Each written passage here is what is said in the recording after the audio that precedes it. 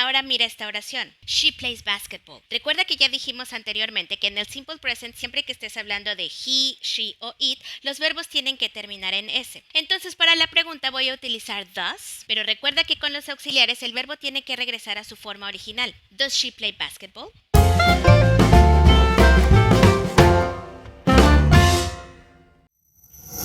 Hola chicos, ¿cómo están? Para los que no me conocen, mi nombre es Teacher Judith y el día de hoy vamos a continuar con el tema de Simple Present, pero esta vez nos vamos a enfocar en algo que mucha gente confunde. Vamos a hablar de cómo hacer preguntas y cómo responderlas en el Simple Present. Primero lo primero, recuerda que ya dijimos que el Simple Present es para hablar de rutinas o cosas permanentes, pero si tienes duda de cómo estructurarlas en positivo o en negativo, tienes que ir a ver las lecciones anteriores para que no te vayas a confundir. Ok, y si tú ya las viste, recordarás que anteriormente dijimos que en el Simple Present vamos a utilizar verbos de acción. No vayas a utilizar el verbo to be, am, is y are, porque recuerda que ese es solamente para situaciones y descripciones.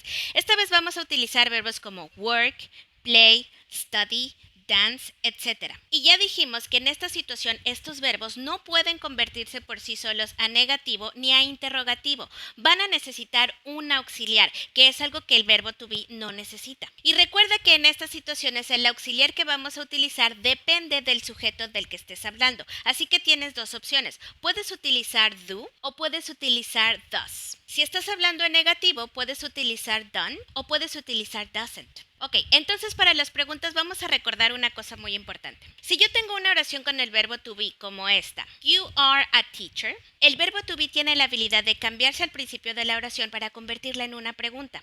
Así que podrías decir, are you a teacher? Pero ningún otro verbo tiene esta habilidad. Si yo digo, por ejemplo, I work in a school, si quiero convertirlo a pregunta, no existe la posibilidad de que yo cambie el verbo al principio de la oración y se convierta a pregunta.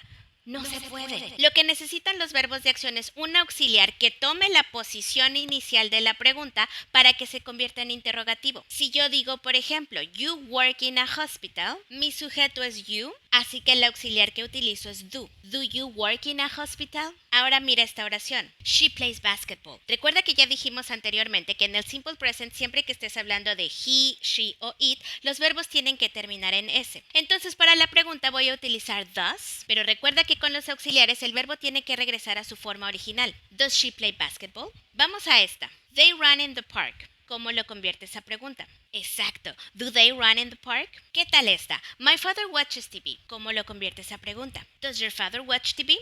Exacto. Entonces recuerda, para las preguntas normalmente vamos a utilizar do or does dependiendo del sujeto y generalmente el auxiliar es el que va a tomar la primera posición en la oración y eso es una pregunta. Pero ahora, este tipo de preguntas se responden con sí o no. Pero recuerda que en inglés no es nada más yes y no es nada más no. Tenemos una estructura muy especial. Anteriormente vimos con el verbo to be que si alguien te pregunta, ¿Are you a teacher? Puedes responder, yes I am, no I'm not.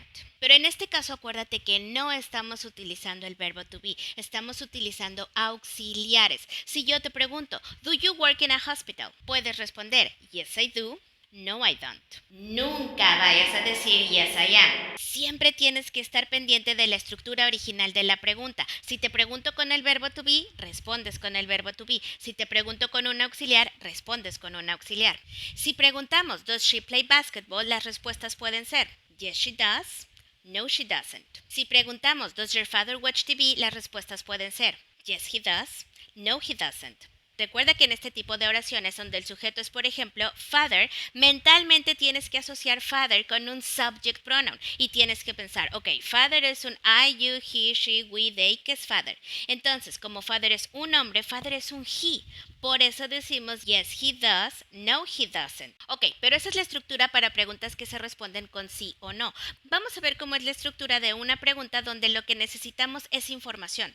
Ok, pero antes de continuar, interrumpo tu lección un momentito para recordarte que es muy importante que te suscribas a este canal porque todo el tiempo te estoy compartiendo lecciones con sus tests para que pongas a prueba lo que estás aprendiendo. Y si no activas la campana, YouTube nunca te va a notificar que el video ya está arriba y te las vas a perder.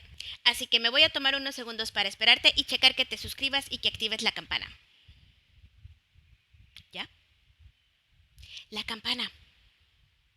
Ok, perfecto. Entonces ahora sí estamos listos para continuar. Nos quedamos en las preguntas por información. La estructura va a ser exactamente igual que las que ya vimos antes, donde vas a responder sí o no, pero esta vez vamos a incluir al principio de la oración una question word. Por ejemplo, where do you live? Si te fijas, do you live sigue la misma estructura que las preguntas anteriores, pero esta vez al principio incluimos la question word where. Where do you live? Y ahora sí, no vayas a contestar yes I do, porque te estoy pidiendo información, estoy diciendo where, ¿dónde? Si te preguntan esto, podrías responder I live in Canada. Si te preguntan what do you do in your free time, puedes responder I play video games.